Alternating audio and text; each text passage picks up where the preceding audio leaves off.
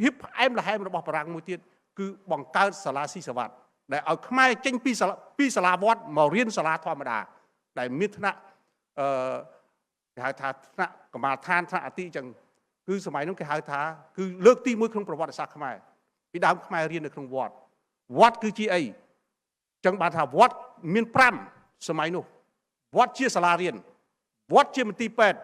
វត្តជាសួនច្បារវត្តជាអ្វីទៀតវត្តជាទីប្រជុំជនជាទីប្រជុំ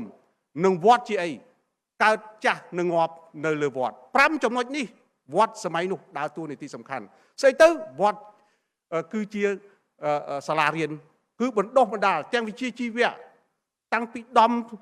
ធ្វើផ្ទាល់ធ្វើអីគឺនៅក្នុងវត្តសាលារៀនអក្សរសាស្ត្រខ្មែរអីហ្នឹងគឺនៅក្នុងវត្តអ្វីទៅវត្តជាសួនច្បារគេដាំដើមឈើគេរៀបចំផ្កាចំអីនៅពេញវត្តហ្នឹងទាំងអស់ដើម្បីមុននឹងធ្វើទូកងគេកាប់ដើមកគីអញ្ចឹងកគីដាំនៅក្នុងវត្តអត់មានធ្វើឲ្យប្រេះផ្ដាស់បានទេ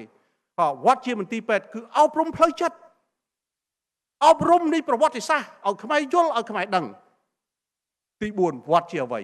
វត្តជាទីប្រជុំជនហេតុអីគេធ្វើសាលាឆទានព្រោះដើម្បីប្រជុំគ្នាទៅធ្វើអីសម្រាប់សង្គមសម្រាប់សាលារៀនសម្រាប់នៅក្នុងភូមិឋានរបស់គេ